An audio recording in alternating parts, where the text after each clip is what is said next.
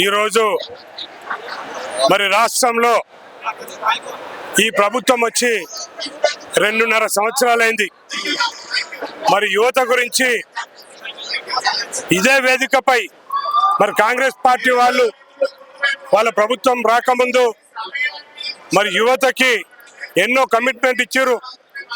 నిరుద్యోగ వృత్తి అన్నారు, సంవత్సరానికి 2 లక్షల మందికి ఉద్యోగాలు ఇస్తా అన్నారు.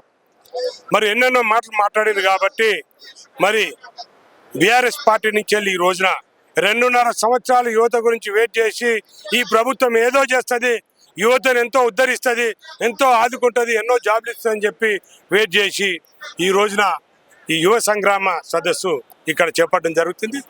మరి కేటీఆర్ గారు వచ్చిన తర్వాత యువత గురించి, యువతను ఉద్దేశించి మరి మాట్లాడతారు. మరి యువత అందరూ కూడా మరి ప్రభుత్వం వచ్చిన తర్వాత ఇంతకుముందు హైదరాబాద్లో మరి తెలంగాణలో ప్రైవేట్ జాబులు చేయాలన్నా కూడా మరి మన రాష్ట్రం వాళ్ళే కాకుండా దేశం నలుమూలల నుంచి వచ్చేవాళ్ళు, దేశం నుంచే కాకుండా ప్రపంచంలో మన వాళ్ళు ఎవరున్నా కూడా మరి హైదరాబాద్లో జాబ్ చేయాలి, ఐటీ ఉద్యోగం అయినా ప్రైవేట్ జాబ్ అయినా వచ్చేవాళ్ళు. అలాంటివి కూడా ఈ రోజున లేకుండా పోయింది. ఎందుకంటే ఈ ప్రభుత్వం వచ్చిన తర్వాత ఎప్పుడు కూడా మరి యువత గురించి ఆలోచించలేదు, జాబుల గురించి ఆలోచించలేదు, ఎవరిని పట్టించుకోలేదు. కాబట్టి యువత తప్పకుండా రాబోయే రోజులలో మరి కాంగ్రెస్ పార్టీకి గుణపాఠం చెప్తారు. అంటే గతంలో యువతను మోసం చేశారు, 2 ఉద్యోగాలు కూడా నోటిఫికేషన్ ఇవ్వలేదు, కేవలం హామీలు చెప్పారు కానీ మీరు ఉద్యోగులను పట్టించుకోలేదు. జై తెలంగాణ అనే నినాదము కేవలం ఒక ఉస్మానియా యూనివర్సిటీ విద్యార్థుల నుంచే స్టార్ట్ అయింది. ఆ విద్యార్థులనే కూడా నాశనం చేసిన ప్రభుత్వం ఏది అని అంటే అది బీఆర్ఎస్ ప్రభుత్వమే అని చెప్పేసి కూడా అంటున్న సందర్భం మనం చూస్తున్నాం. ప్రజలందరికీ తెలుసు. మరి మీరు పెద్ద పెద్ద మాటలు మాట్లాడుతున్నారు, మరి ముఖ్యమంత్రి గారు పెద్ద మాటలు మాట్లాడుతున్నారు, మరి రాష్ట్రంలో మంత్రులందరూ కూడా లేనిపోని మాటలు మాట్లాడుతున్నారు. ఎవ్వరు వాళ్ళు ఏది కూడా ఈ ప్రభుత్వంలో 2.5 సంవత్సరాలు చేసింది ఏం లేదు. ఒకటైతే చెప్పదలుచుకున్నాం, మేము మరి బీఆర్ఎస్ పార్టీ హయాంలో 10 సంవత్సరాలలో మరి యువతను ప్రోత్సహించారు, యువత గురించి ఎన్నో స్కీమ్స్ తీసుకొచ్చారు, యువత గురించి ప్రైవేట్ జాబులు కూడా మరి ఐటీ సెక్టార్లో కూడా ఎన్నో జాబులు తీసుకురావడం జరిగింది.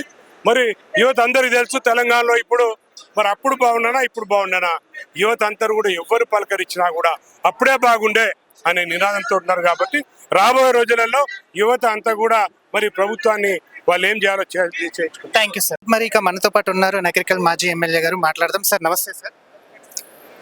ఈరోజు కేటీఆర్ గారు బయటకు వస్తున్నారంటే కాంగ్రెస్ ప్రభుత్వానికి ఒక వణుకు తయారైంది. ఎందుకంటే కాంగ్రెస్ పార్టీ ఎన్నికల ముందు అనేక రకాల విద్యార్థులు కానీ యువత కానీ ఉద్యోగాలు ఇస్తాం, ఏదంటే నోటికి వచ్చిన వాగ్దానాలు చేసి ఫీజు రియంబర్స్మెంట్ విషయంలో కానీ ప్రతి దాంట్లో కానీ యువతకు స్కూటీలు ఇస్తున్న మాట కావచ్చు, మరి అన్ని రకాల మాటలు చెప్పి ఈరోజు యువత నట్టేయడం నుంచి యువత ధర్నాలు చేసిన గ్రూప్ 1 రాసిన ఏ కార్యక్రమం తీసుకున్నా కూడా ఇలా యువతని పక్కదోవ పట్టించే పరిస్థితులు దుర్మార్గమైన వ్యవస్థ నడిపిస్తున్న రేవంత్ రెడ్డి సర్కారు బుద్ధి చెప్పాలి. ఇదే సరూర్ నగర్ మరి స్టేడియంలో ఆనాడు కాంగ్రెస్ పార్టీ అధినేత ఎవరైతే వచ్చి ఇక్కడ మరి అసూరెన్స్ ఇచ్చిపోయారు, డిక్లరేషన్ ఇచ్చిపోయారు.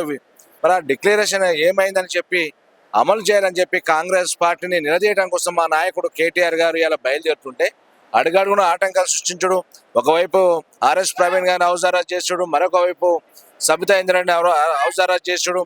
ఈ సమావేశానికి స్వచ్ఛందంగా యువత మరి విద్యార్థులు వస్తుంటే హౌస్ అరెస్ట్ చేసాడు. ఎంత దుర్మార్గం అంటే ఇలా 15 రోజుల క్రితం మరి పర్మిషన్ ఇవ్వాలని చెప్పి మరి పర్మిషన్ కోసం అప్లికేషన్ పెట్టి బీఆర్ఎస్ పార్టీ కానీ యువత కానీ పెడితే పర్మిషన్ ఇవ్వకపోక ఒక కారణం అయితే, రెండోది కోర్టు ద్వారా పోయి మరి కోర్టు మొట్టికాయలేసి పర్మిషన్ ఇవ్వాలని చెప్తే అప్పటికప్పుడు పర్మిషన్ ఇచ్చి కూడా ఇలా హౌస్ అరెస్ట్ చేస్తున్నారంటే ఇలా కేటీఆర్ వెళ్తే బయటకు వస్తుంటే ఇలా కాంగ్రెస్ పార్టీ వణుకు పుడుతుంది. ఒకవైపు హరీష్ రావు బయటకు వస్తుంటే కాంగ్రెస్ పార్టీ రేవంత్ రెడ్డి వణుకు పుడుతుంది. ఖచ్చితంగా యువత ఇలా మేల్కొని కాంగ్రెస్ ప్రభుత్వాన్ని గద్దించాలి, మళ్ళీ కేసీఆర్ రావాలనే పద్ధతులు ఇలా కేటీఆర్ గారి నాయకత్వంలో, ఈరోజు కేసీఆర్ నాయకత్వంలో, హరీష్ నాయకత్వంలో యువత కదం తొక్కి ఇలా కదులుతూ ఇవాళ సరూర్ నగర్ ఇండోర్ స్టేడియం జరిగే మరి యువ సంగ్రామ సదస్సుకి మరి విజయవంతం చేసిన పెద్ద ఎత్తున కూడా వస్తారు. చాలా దిక్కులో బయట కూడా పోలీసులు ఎక్కడ చూసినా కూడా అడగాయిస్తారు. మాలాంటలు వస్తుంటే కూడా బయట పట్టించే పరిస్థితి. హైదరాబాద్ నగరంలో ఉన్న నాయకులందరూ కూడా సబితమ్మ లాంటి నాయకత్వాన్ని కూడా ఈ రోజు హౌస్ అరెస్ట్ చేస్తుంటే ఈ ప్రభుత్వానికి సిగ్గుసేట్ అనేది స్పష్టంగా కనబడుతుంది. రైట్ సార్, గతంలో మా ఏవి 10 సంవత్సరాల పాలనలో ఒక్క నోటిఫికేషన్ కూడా ఇవ్వలేదు, అన్ని ఆ, అబద్ధాలు చెప్పారు. ఆ తర్వాత పేపర్ లీకేజ్లు ఇవన్నీ జరిగినాయి. ఇప్పుడు విద్యార్థులను రెచ్చగొట్టే ప్రయత్నాలే చేస్తున్నారు. అది ఏది ఉందంటే అది బీఆర్ఎస్ పార్టీ అని చెప్పేసి కూడా కాంగ్రెస్ పార్టీ వాళ్ళు ఇప్పుడు కాంగ్రెస్ ప్రభుత్వం అధికారంకి వచ్చినాక ఏది నిజాలు చెప్పారు చెప్పండి, ఏ వాస్తవాలు చెప్పారు? మొన్న సర్టిఫికేట్లు మేము ఉద్యోగాలు తయారు చేసి అన్ని రెడీ చేసి పెట్టిన కేసీఆర్ కదా చేస్తే, ఈయన చేతుల మీకు వచ్చి సర్టిఫికేట్లు ఇచ్చింది తప్పితే కొత్తగా ఇచ్చింది ఏం లేదు. ఇవాళ ఆర్టీసీలో మన పోలీస్ డిపార్ట్మెంట్లో దాదాపు 20,000 ఉద్యోగాలు ఉన్నాయి. విద్యాశాఖలో 20,000 ఉద్యోగాలు ఫిలప్ ఎందుకు చేయట్లేదు? చేతనే మొగోడివి కదా, ఎందుకు చేయట్లేదు? అన్ని వివిధ రకాల డిపార్ట్మెంట్లు అక్కడక్కడ 5,000 10,000 ఉన్నాయి, ఎందుకు చేయలేకపోతున్నావు? నీ యొక్క అసమర్థం, నీ యొక్క చేతగాంతనంతో దాని నిదర్శనం కాబట్టి మేము ఫైటింగ్ చేస్తున్నాం. గతంలో కేసీఆర్ నాయకత్వంలో, కేటీఆర్ నాయకత్వంలో ఐటీ హబ్ తీసుకొచ్చి అనేక రకాల ఉద్యోగాలు ఇచ్చిన ఘనత ఇలా కేసీఆర్ గారు, కేటీఆర్ కదా. యూత్ డిక్లరేషన్ అని చెప్పేసి కూడా ప్రతి సంవత్సరానికి 2 లక్షల ఉద్యోగాలు ఇస్తున్నామని చెప్పేసి కూడా అన్నారు. కానీ ఇప్పుడు చూస్తేనేమో కళ్ళబొల్లి హామీలు చెప్తున్నారని చెప్పేసి కూడా మీరు అంటున్నారు. ఇదంతా కేవలం దుష్ప్రచారాలు మాత్రమే, కాంగ్రెస్ పార్టీ ఇంకేడా ఎదుగుతుందేమో అనే ఉద్దేశంతోనే ఇవన్నీ చేస్తున్నారని చెప్పేసి కూడా అంటున్నారు. ఇలా కాంగ్రెస్ పార్టీ రేవంత్ రెడ్డి గారు పొద్దున్నేసి అబద్ధాలు, దగాకోరు మాటలు, మోసం మాటలు, పొద్దున్నేస్తే భూతుల పురాణం పరిమితం అయింది తప్పితే ఇలా యువత కానీ ఎక్కడక్కడ ఉద్యోగాలు, ఇలా ఉద్యోగాలు చేసిన ప్లేస్మెంట్ వాళ్ళకి వేయలేదు. ఇలా రైతులకు రైతు భరోసా ఏ ఒక్క మాట నిలబెట్టుకోలేదు. మహిళలకు 2,500 ఇస్తాను నిలబెట్టుకోలే, పెన్షన్ 4,000 ఇస్తాను నిలబెట్టుకోలే, యువతకు యువ వృత్తి 4,000 రూపాయలు ఇస్తాను నిలబెట్టుకోలే. ఒక్క దగాకోరి మాటలు, లుచ్చ లోపరి మాటలు మాట్లాడతారు. ఇలా కేటీఆర్ గారు బయటకు వస్తున్నట్టే, హరీష్ బయటకు వస్తున్నట్టే పొద్దున్న లేస్తే అడుగున ఆటంకాలు సృష్టించి తప్పితే ఆయనకున్న వేరే పని లేదు. అంటే ఇప్పుడు బల్మూర్ వెంకట్ గారు కూడా అక్కడ ప్రెస్ మీట్ పెట్టడం జరిగింది.